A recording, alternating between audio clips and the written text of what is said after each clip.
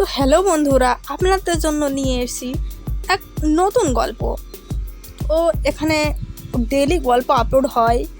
তো এই গল্পগুলো যদি শুনতে চান তাহলে বরাবর শুনে যাবেন, না হলে এখনই স্কিপ করতে পারলেন, না হলে শুনতে থাকবেন শেষ পর্যন্ত। বেশি বড় না, 3 থেকে 3.5 মিনিটের গল্প।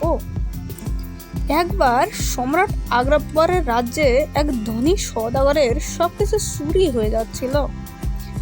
তখন সেই শোকাগ্রস্ত সওদাগর রাজদরবারে এলেন সাহায্য চাইতে। তখন আকবর বীরবলকে সেই চোরকে খোঁজার জন্য সওদাগরকে সাহায্য করতে বললেন। বুদ্ধিমান বীরবল সম্রাটের আদেশে নেমে পড়লেন কাজে। সে প্রথমেই সওদাগরের সঙ্গে কথা বলতে গেলেন। সওদাগর তখন বীরবলকে জানালেন যে তিনি তার একজন ভৃত্যকে এ ব্যাপারে সন্দেহ করেন।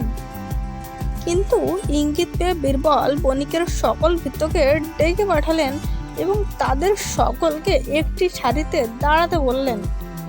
তখন তাদেরকে সেই চুরির ব্যাপারে জানানো হলো। তখন তারা প্রত্যেকে ঘাড় নেড়ে তা অস্বীকার করলেন।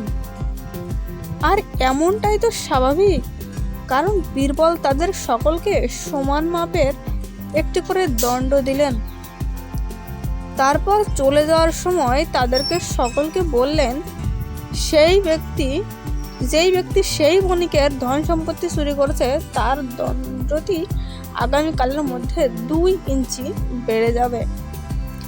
এর পরের দিন যখন বীরবল সেই সকল দণ্ডগুলোকে পরীক্ষা করে দেখার জন্য বণিকের সকল ভৃত্যকে ডাক পাঠালেন, তখন তিনি দেখলেন যে একজন ভৃত্যের দণ্ডটি 2 ইঞ্চি ছোট। এই দেখেই বীরবল বুঝতে পারল আসলে চোর কে। তারপর সেই চোরকে ধরে নিয়ে যাওয়া হলো রাজ দরবারে। সম্রাট তাকে যথারীতি চুরির শাস্তিও দিলেন। তখন সেই সওদাগর বীরবলের কাছে জানতে চাইলেন চোরটিকে ধরে ফেলার রহস্যটি। তখন বীরবল উত্তর দেয় যে সেটি খুবই সহজ ছিল।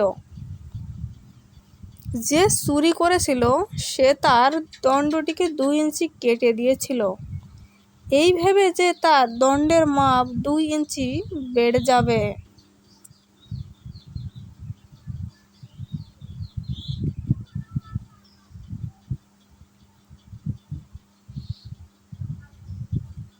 তো এটা তো ছিল একটা ট্রিক।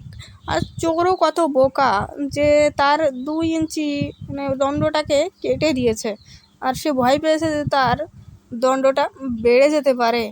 তো এভাবেই চোর ধরে ফেললো। বন্ধুরা, যারা গল্পটি শুনলেন তারা একটা লাইক অবশ্যই করবেন, আর স্ক্রিনে দেখানো মতো হবে স্টার 2.0 সাবস্ক্রাইব করবেন, কারণ আপনারা অনেকেই জানেন না কেমনভাবে সাবস্ক্রাইব করতে হয়। অল অপশনে সেট করবেন, তবেই আপনাদের কাছে নোটিফিকেশন পৌঁছে যাবে। ধন্যবাদ।